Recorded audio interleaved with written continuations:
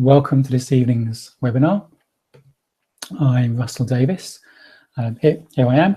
I'll be showing slides a lot this evening. I should be talking in this way. I have a few slides to show as we go through, just with some headings.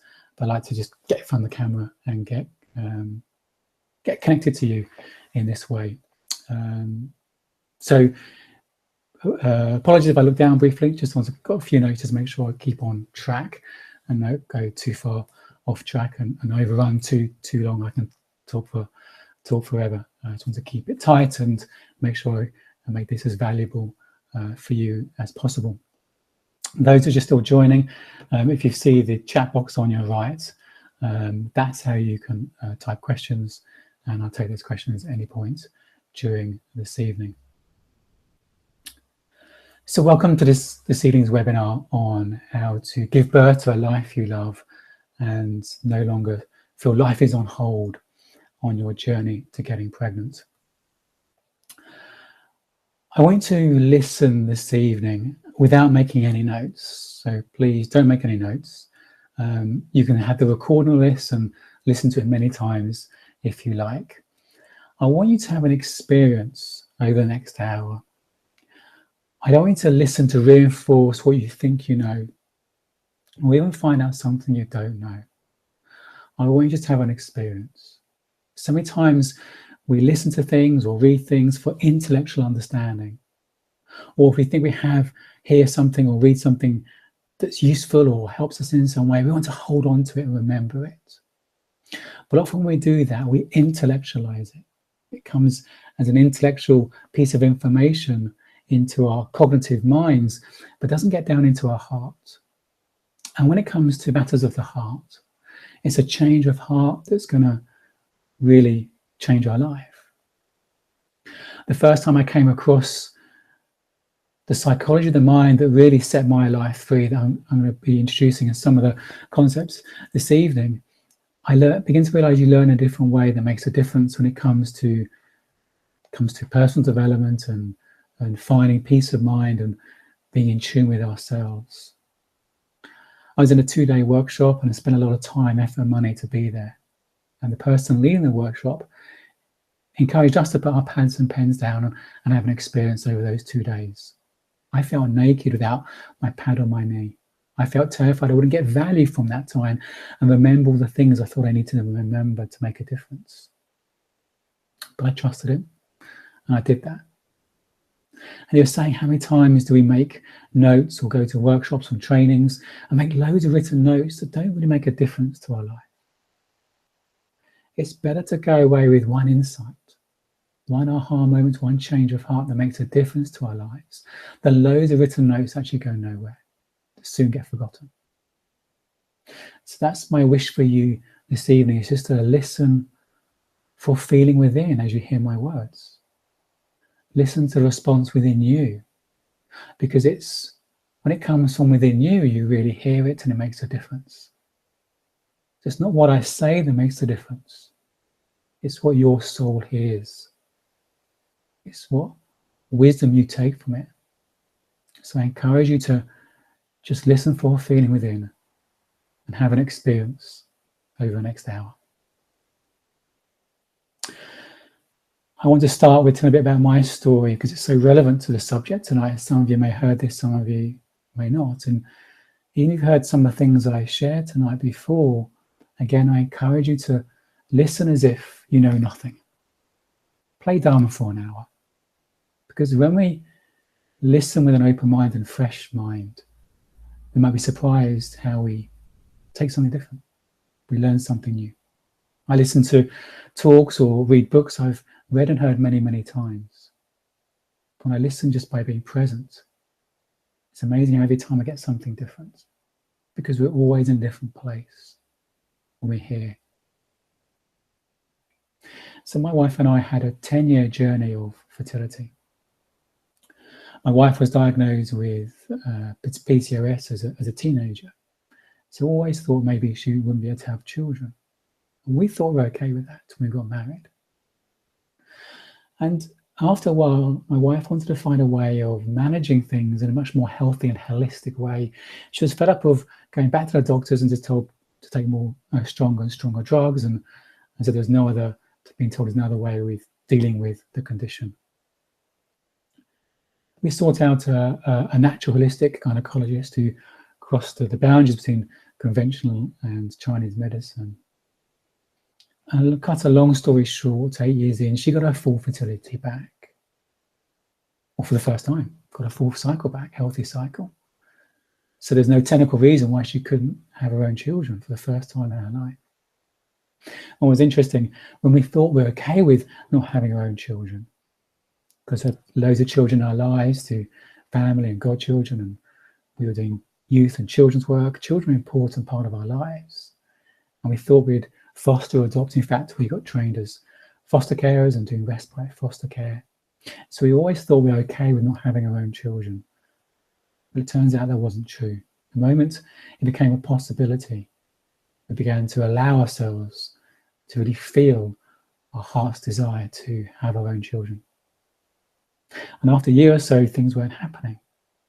And that's when I had my first test. No one suggested I got a test up to then. And it was disastrous, absolutely disastrous, across the board. And that sent me into a bit of a tailspin, both of us into a tailspin. Having strived so hard in ways to get this far, to find out I was infertile. It felt like we run a marathon only to be told at the finish line, oh, you haven't finished, you've got to do it all over again. And it sent me into a whole tailspin about life. Some things I'm going to share later this evening. And it made me realize how much I was banking on having children to be happy. And so much effort and focus of our lives have been focused on this journey. And how our life had been on hold, waiting for the next thing to make us happy. I took myself onto retreats as part of recognizing I wasn't really engaging in the process. I wasn't engaging my wife in an emotional way. I was very much in my head, thinking about things. And that was the way I was. But our fertility journey really highlighted this in I guess, a stronger way, because it's such an emotional roller coaster. And I began to realize actually how I didn't really engage in life in emotions. It was my protection mechanism for feeling uncomfortable feelings. Anyway, I took myself on a retreat just to be with myself. And a lot of things I'm going to share tonight were things I learned on my journey. My journey to finding this place of peace, of knowing it's okay we can't have children right now. And really starting to believe I can live an inspired life. I can live a fulfilled, inspired life with or without children. Life suddenly became a blank canvas. It was blank because I didn't feel I was living an inspired life. I was mid-30s, and I really didn't think even up to then I'd really been free to be me. So it really was a kind of blank canvas, but it felt quite exciting in some way that I could begin to fill that canvas with more of me. Yes, I hoped at some point that would involve children, but I found a sense of excitement of getting life back on hold and going on an adventure to discover me, which involved resigning from a safe career, successful safe career, retraining, and just going on this adventure discovering who I really was, which ended up me doing something I love doing, which ended up me getting paid for being me. And that's why I love my work in helping other people give birth to a life they love. So what stops us doing that? What stops us getting on with life and creating the life we love and keeping life on hold? Well, the first thing, if I can get the slide up, is I think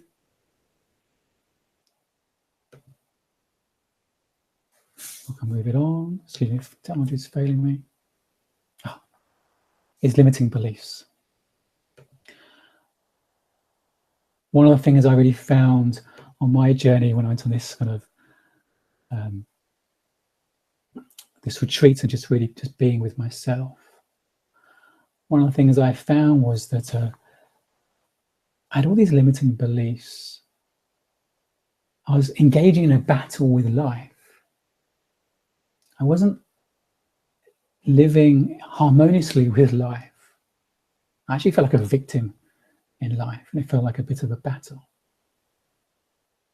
Some of the limiting beliefs that came to light for me, and clients share some of these same things, it's I don't deserve good things. Or I believe that life is harder for me. Everyone else gets life and good things and inspiring things so much easier than me. That maybe I'm not good enough. Some clients believe they're being punished for past things. Or a belief that life isn't easy. You have to really strive to achieve and attain the things you want in life. So limiting beliefs can be one of the things that prevent us from creating the life we love, because limiting beliefs are like a filter we look at life through. Limiting beliefs, or beliefs, are just thoughts, but they're thoughts that create a filter on how we experience life, thoughts about ourselves and thoughts about life generally. Because we live in the perception of reality. We live in our own model of the world, our own interpretation of our experience of life is created by our thinking. I once heard recently the etymology of the word abracadabra, and there's some unknown about this. No one's 100% sure what the true meaning of the word or the origin of the word comes from. It's possibility it comes from Hebrew, it might be Arabic, but there seems to be a consensus that it means, in one form or another, it means through my voice I bring to life. Through my words, I create. And our thinking almost are our words to ourselves. There's a phrase where a thinker thinks, the prover proves. So think a part of us and a prove a part of us. And if we think something, we see all the evidence to back it up. And we don't see anything to the contrary. And that just reinforces our belief. So our beliefs are our thoughts. We look at life through the lens we look at life through. And I always say that it's our thoughts and beliefs about life generally we bring to our fertility journey. We don't develop new thoughts about ourselves and life within the journey, but sometimes the journey can highlight these things or shine a spotlight on them, because it is such an emotional roller coaster. Which is why I always say it's a real benefit of focusing on Project You rather than Project Baby. Because when you focus on Project You, take a step back and you begin to explore what's underneath, what's propping up the roller coaster. What are the thoughts and the beliefs that are creating these ups and these downs, creating our experience in life, including our experience of our fertility journey. Because we live in the experience of our thinking. We don't feel our circumstances. Our feelings don't know anything about our circumstances or the future or the past. We're feeling our thinking. And our thinking can create a mindset for life, and often our limiting beliefs create like a victim mindset. Very much for me, I felt like a victim in life, that life wasn't fair. Life was doing this to me and I felt powerless. I felt like a victim. The flip side of that is we let go of those limiting beliefs, we feel empowered. We feel like a creator. Yeah, we don't choose our circumstances. Stuff happens in life. With our mindset of knowing we're okay, the mindset of growth, empowerment, of knowing whatever happens in the future, we're going to be okay. Being in tune with our true sense of self, that's really an empowered person. being in tune with the sense of self that co-creates our life with this loving divine energy behind life. We shift from being a victim to being a creator. So regardless of our circumstances, we can start to see what we can create in this moment.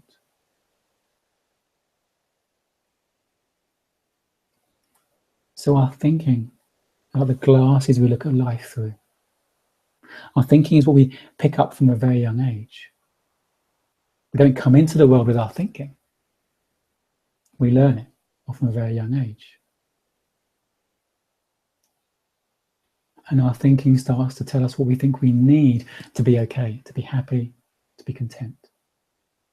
We're trying to manage all these things on the outside. We can't control stuff on the outside of us. So we put it into our head and manage it in there. Thinking is always about the past and the future. Thinking takes away from the here and now. So we're not being present.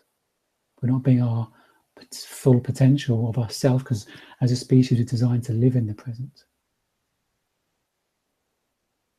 So our thinking prevents us from being our true sense of self. We're not who we think we are. We have our thinking sense of self and our true sense of self. And some clients think that, or some people I speak to think, well, I've had this thinking for an awful long time. It can be hard work to change it. It's not actually true. Because you don't change thinking with different thinking. You can't fight thought with thought. That is really hard work. You let go of thinking by having a different relationship with your thinking. But begin to realize it just doesn't matter. When you have a change of heart about the nature of thought, a change of heart about who you really are, a change of heart can undo a lifetime of thinking in a heartbeat. There are all sorts of beliefs perhaps you held on to for many years, believing in Father Christmas, believing in the Tooth Fairy, or thinking you knew and trusted someone, and someone tells you something about them and suddenly you see them in a different light. You have a change of heart. You don't have to remind yourself of that. You just feel different about it.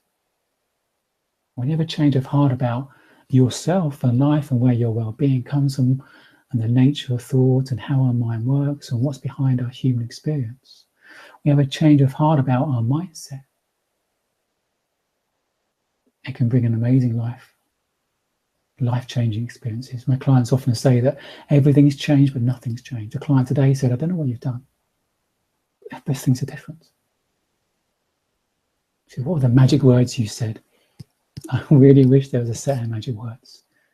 I just point people into themselves so they get the insight themselves. They hear what they need to hear, what their soul needs to hear to make a difference from them.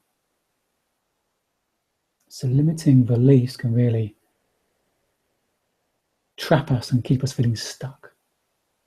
We chase the tail of our thinking because we don't understand the true nature of thought, because we're looking at life through these lenses of these thoughts and these beliefs.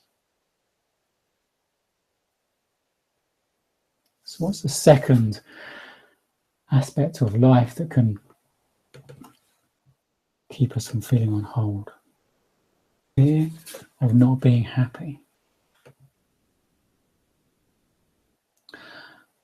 I love this cartoon, this picture of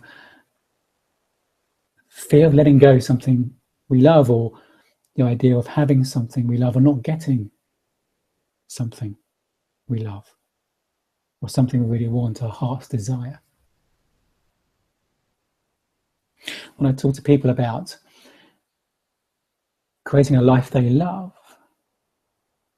about life no longer being hold, focusing on Project You rather than Project Baby, they're scared of not focusing on Project Baby, because they're scared if they do that, they won't be successful.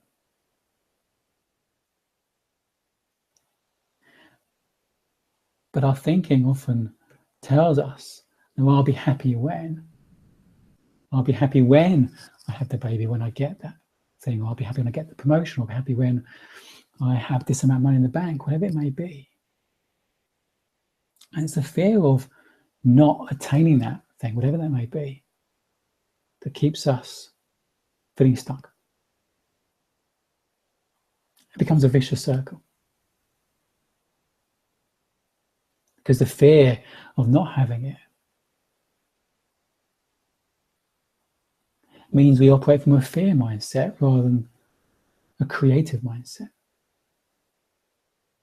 The fear of not having it means we start to judge some things better than other. That we think we need a certain circumstance or situations to be happier or fulfilled or content, and that situation is better than this situation. Having a child is better than not having a child. It's like there's two approaches to life. Our experience of life comes from our mindset, how we experience a given moment. We can have the most richest experience in life for the most simplest of moments. Standing and seeing a beautiful view, or just a simple flower. Conversation with a friend. Simple moments can give quite rich experiences. Our sense of contentment and fulfillment in life, long-term contentment and fulfillment and peace of mind, comes from how we engage with life. So that's how we experience life, how we engage with life, the mindset for life. Then there's the game of life. Now, the game of life says this is better than this. Give you an example. Imagine they're playing a game of tennis. If you're playing tennis just for the experience, to enjoy hitting the ball, maybe having time with a friend, being outdoors, you wouldn't care whether the ball went over the net or not, whether the ball went in the court or not. In fact, you might take the net down because it's getting in the way from having your experience. But if you're playing because of the game, game says this is better than this. And we play a game because there's an element of not winning, there's an element of losing, there's an element of risk. And sometimes that element of risk encourages us to take us to our edge and push us a little bit to come out of our comfort zone and push our performance to another level. That can all be great, as long as we recognize it as a game. If we think our sense of happiness or psychological well-being or the sense of long-term contentment or fulfillment comes from winning at a game of life, that this circumstance is better than this, that getting the promotion or getting this or getting that is going to give us the long-term satisfaction, that's a misunderstanding. There's nothing wrong with the game of life. Winning the game of life can give us some great experiences. But winning a game, achieving something we strive for, can have a boost of happiness or pleasure, but doesn't provide that long-term contentment. That comes from our mindset for life. That comes from knowing we're okay, we've got everything we need, and those things we're striving for, actually we don't need them, they're choices, they're preferences. Because happiness and contentment comes from within us. Little children don't strive for anything, they're just being. They just be. They have a sense of wonder in the world. They're not scared of losing anything, they're just happy exploring and being. Their sense of okayness is within them. It's not dependent on whether they get the fifth brick on top of the tower. They're just enjoying the experience. Because they're being, and we're human beings. Our form as little children is our purest state, uncluttered by our thoughts and limiting beliefs, and our fears of not having, or not striving, or not getting the things we think we need. So fear of not being happy can keep us feeling stuck. Can get us so focused on this game of life or the thing we think we need, and we're missing out on seeing the bigger picture. Life's like a jigsaw. Sometimes we get so focused on one thing, one piece. We think that's it. But when we have a sense of perspective, we see it's one piece of a bigger picture.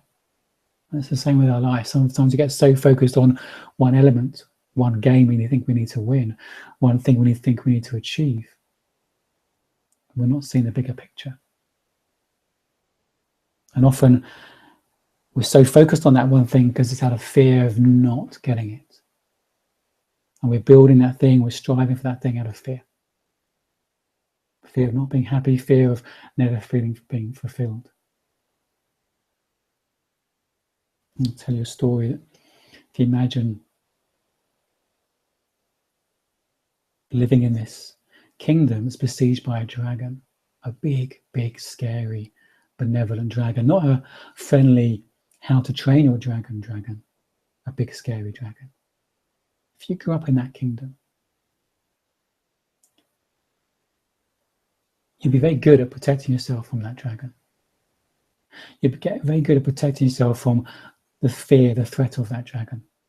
You might build yourself a really big castle so you can stop feeling that fear.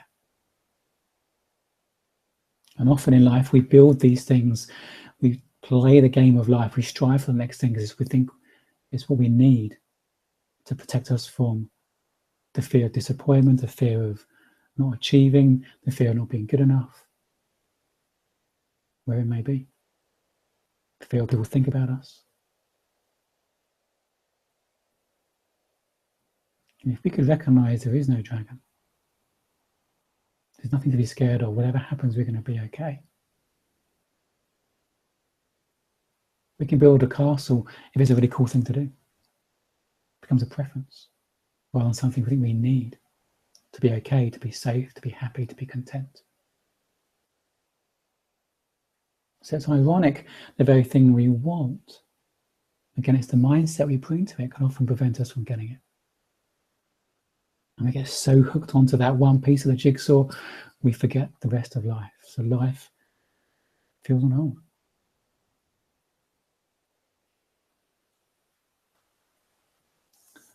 And moving on to the next. Another thing that prevents us from creating the life we want, another thing that keeps life feeling on hold is not being free to be you. Not being free to be you. One of the top 5 regrets of the dying, well, go for all 5 if you want. There's an Australian palliative care nurse with 25 years experience wrote an article that was published in the Guardian newspaper in the UK. I think she went on to write a book about, in her experience, the top 5 regrets of the dying.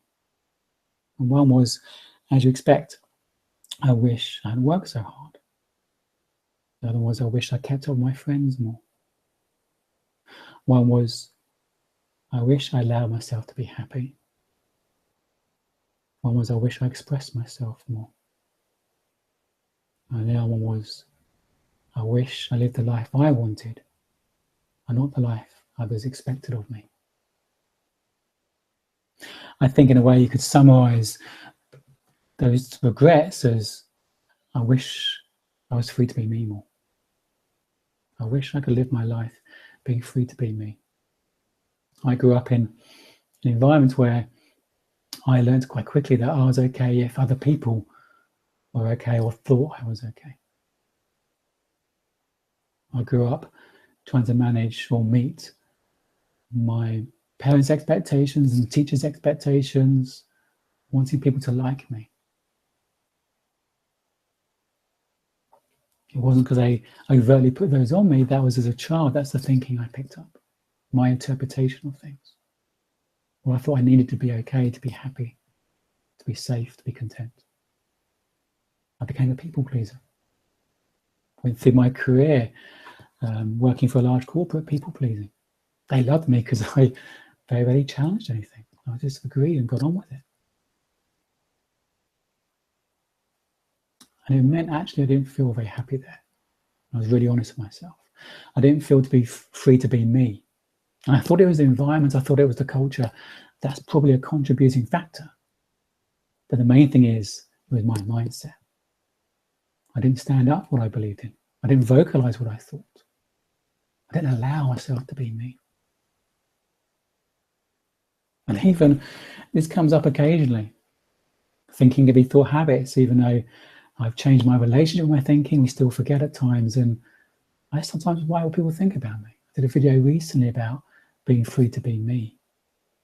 I was even scared at some point, growing a beard, thinking what might clients think if I haven't, got this stubbly stage, or maybe professional. And now more and more is more comfortable just being me. The more I'm me, the more I relax into being me. Actually, the more I'm able to help clients do the same. And often we're not being free to be us. We have these shoulds. We should be doing this, or we should be doing this. What if there were no shoulds?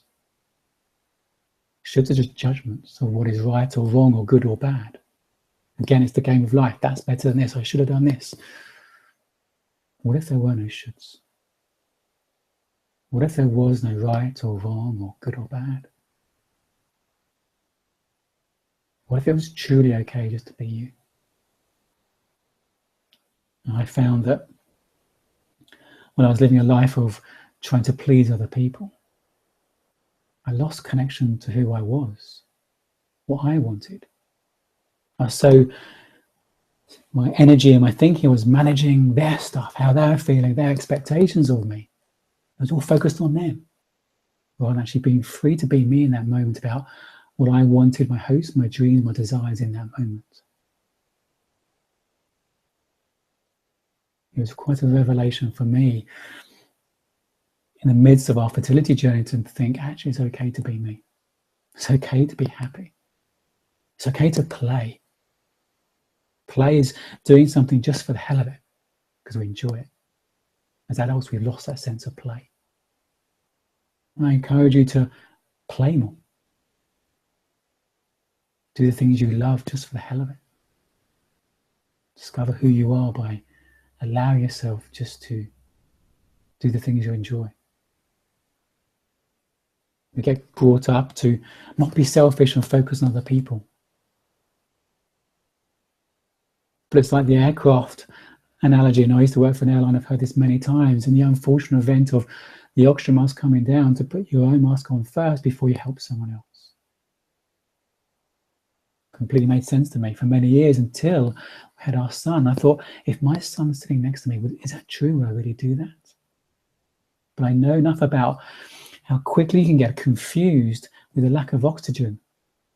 And if he's panicking and struggling to get his mask on, then I start panicking because I'm losing oxygen. Then a bit of a mess. And it takes sub-seconds to slip my mask on. I can remain calm and help him to put his on, even others as well. When we're free to be us, we can serve other people more powerfully. When we're people-pleasing, we're almost helping other people because subconsciously we think we're getting something. We're getting something back. I'm okay if they think I'm okay. They won't like me unless I help them or serve them in some way. They won't like me for who I am. They will like me for what I do for them. That was very much some of the limiting beliefs or life scripts I was living. When you become free just to be you, you don't become a selfish, arrogant git. You become someone who's more content in themselves. How would the world be if we could all be free to be ourselves? It's a place of love for ourselves and love for other people. It's about being free to be you. It's a powerful way of getting life unstuck, giving yourself permission to be you. There's a song I love by Sammy Davis Jr. I'm going to play it now because I just love these words. I think they're really, really powerful. So let me play this now.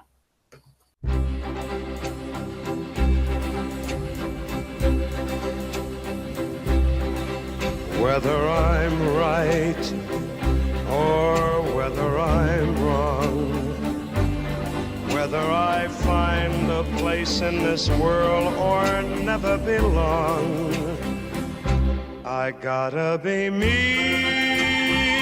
I gotta be me. What else can I be but what I am? I want to live,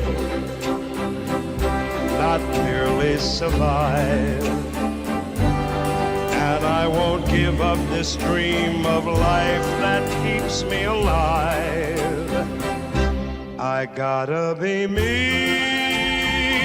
I gotta be me. The dream that I see makes me what I am. That faraway prize, a world of success, is waiting for me if I heed the call.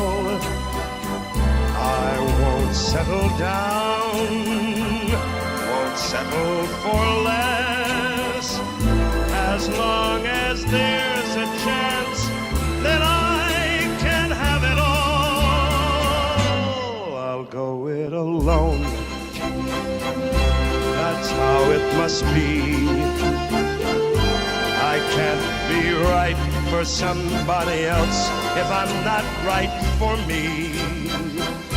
I gotta be free, I've gotta be free, daring to try to do it or die. I've gotta be me. I'll go it alone, that's how it must be. I can't be right for somebody else if I'm not right for me. I gotta be free, I just gotta be free, daring to try to do it or die. I gotta be me.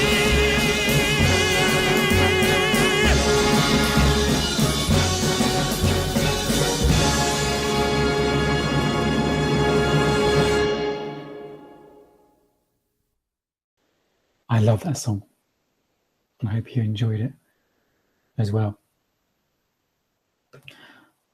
Another thing that holds us back from creating the life we love and keeps life on hold is actually not knowing what you want. And of course, you'll be sitting there thinking, of course I know what I want. I want to have a baby or another baby. But I'm thinking bigger than that.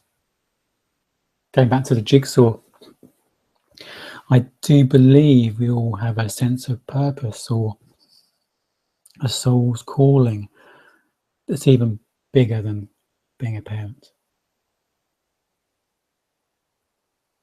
One of my wishes for my son is that he grows up and is really, really passionate about his life. And one of the ways I want to do that is to be really passionate about my life. I work with clients, there's often something in their life they've been putting on hold, whether it's to create a business they've always wanted to do or change career. Project Baby just focuses on that one piece of the jigsaw, and often everything else goes on hold.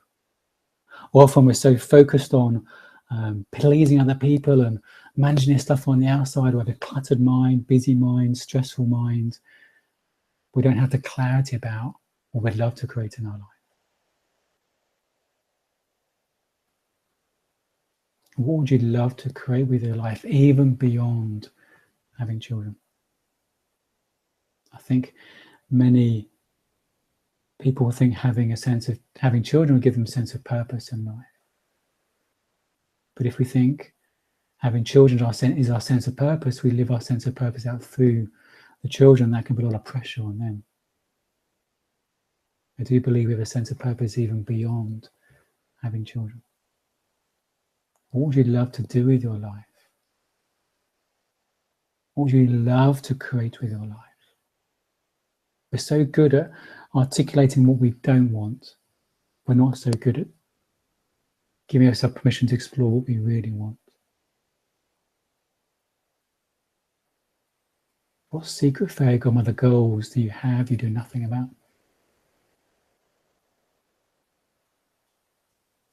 How do you want to live the rest of your days, with or without children? These are some of the questions I really wrestled with in my low points, soon after getting my test results of that. People say to me, well, if you won the lottery, what would you do? No idea. I've been so focused on pleasing other people and meeting their expectations, I've lost that connection to who I am and who I am and what I really want. If I won the lottery, well, would I buy a house, go on a nice holiday? But if money was taken care of, if you had enough money to do anything you wanted in this world, what would you do after a year? Because you might go on holiday for a year, do fun stuff for a year, but you'll soon get bored. What would you do after that? How do you live your days? What would feed your soul? What would be exciting and inspirational for you? And these are some of the questions we don't often ask ourselves. Our thinking shuts them down too quickly. Oh, I couldn't possibly do that. Who am I to do that? I can't do that. I need to focus on this right now. So often I hear that people are stuck in a job they don't really enjoy, but they're staying on to it because they need it to pay for treatment. And it can become a vicious circle. Some of my clients I've worked with or have done group coaching programs with me have gone on to change their career or start new training, start the business that they always wanted to start. One lady did that and 3 months later she was pregnant. Did she care that all the effort went in to start the business and now it's gone on ice and she may never go back to it? No. I think the more we're free to create the life we love, the more our body just moves back into flow.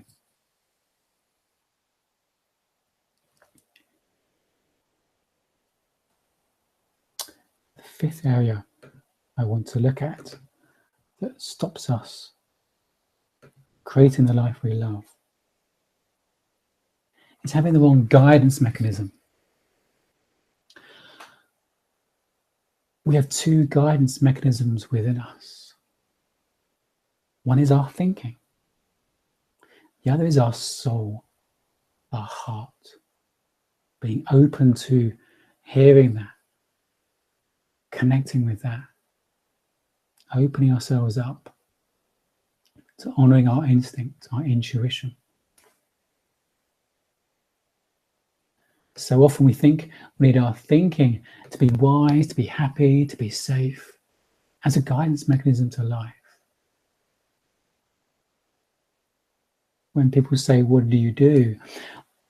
Sometimes I answer by saying, we know there's some days in your life, it feels like you're just wading through treacle and it's really hard work and it's stressful. You've got the weight of the world on your shoulders, trying to manage all these issues, fix all these problems.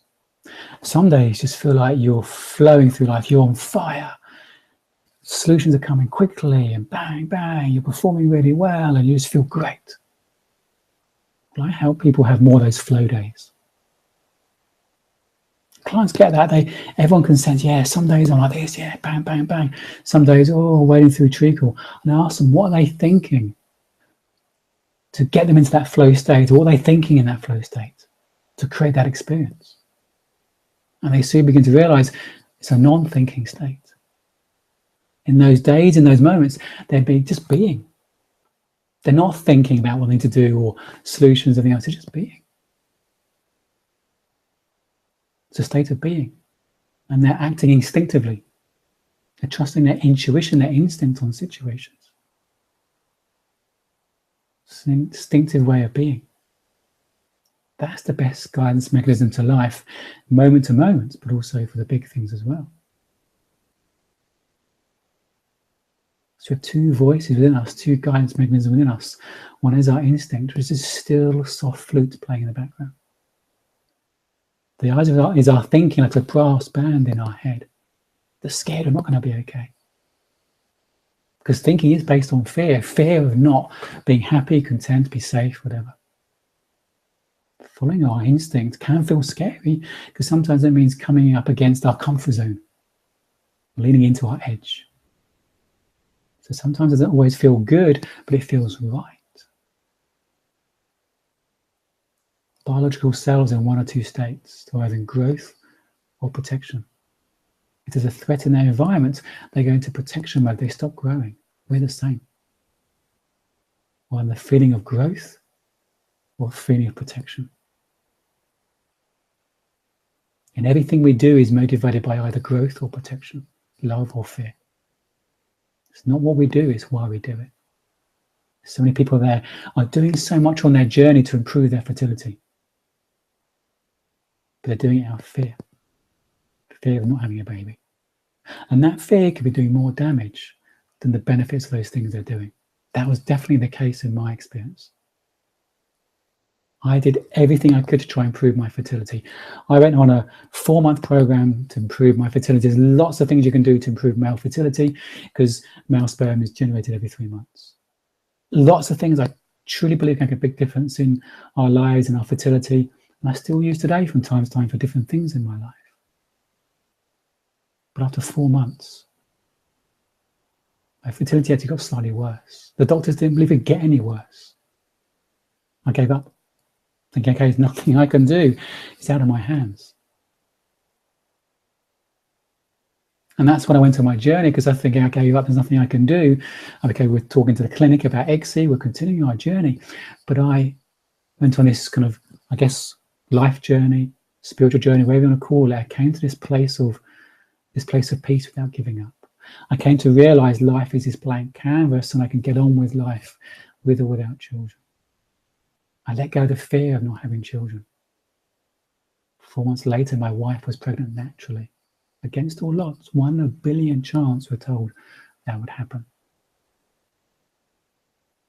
So I think when we allow ourselves to trust this intuition, our instinct, that's where the magic can happen in life. Life doesn't have to feel like a striving, a struggle when we trust our instinct. Yes, it can feel scary. It can feel scary because sometimes you don't know exactly where it's going to lead.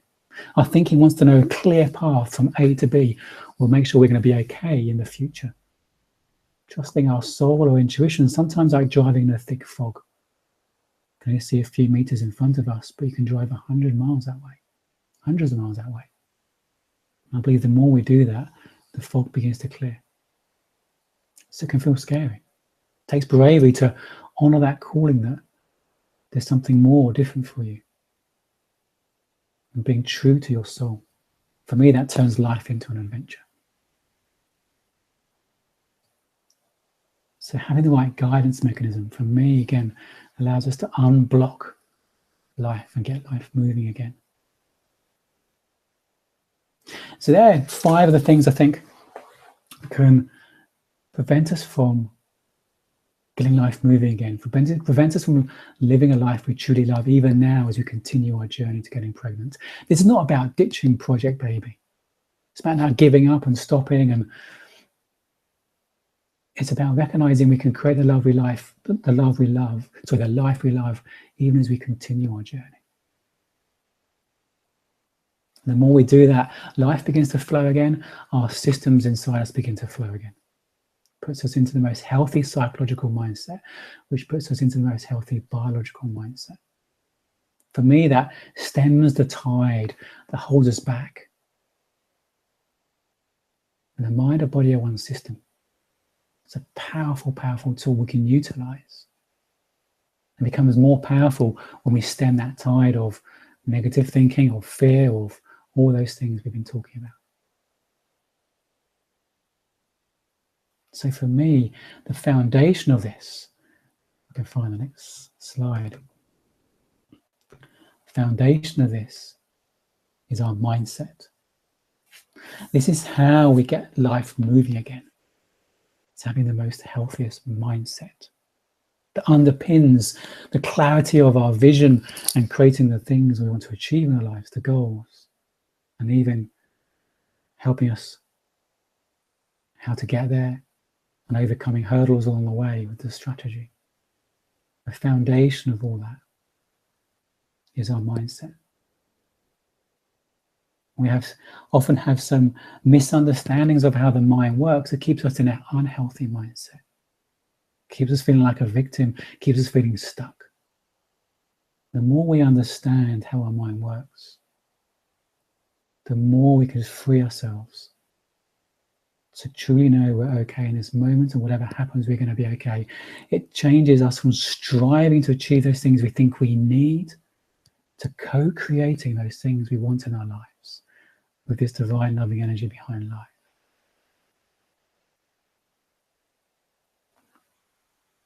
Life no longer becomes the struggle we think it is.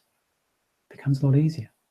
It doesn't mean we're never unhappy, never stressed, never fearful. It just means we're more in tune with our innate well-being as we fall back into a sense of peace so much more quicker when those things happen. So we fall back into a sense of clarity about what we need to do to move on.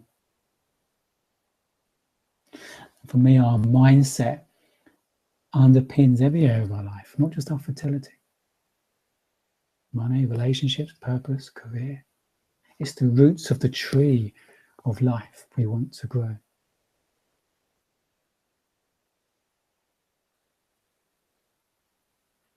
And I've shown this slide before. I love this picture of this busy mind.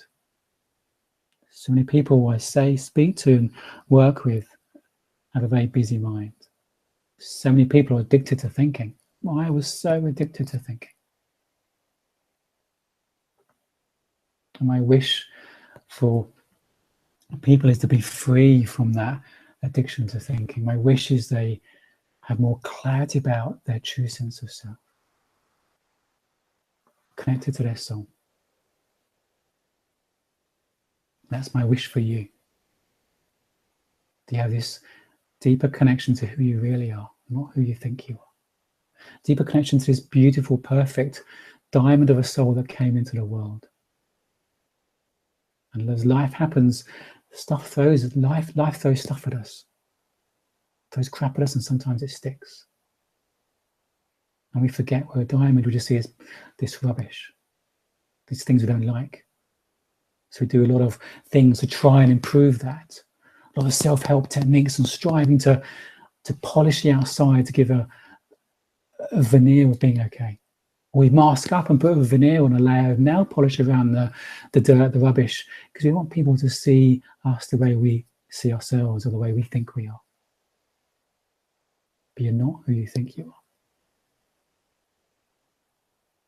You're this beautiful, perfect soul that came into the world as a baby, uncontaminated by all this thinking, uncontaminated by these limiting beliefs, these fearful thoughts.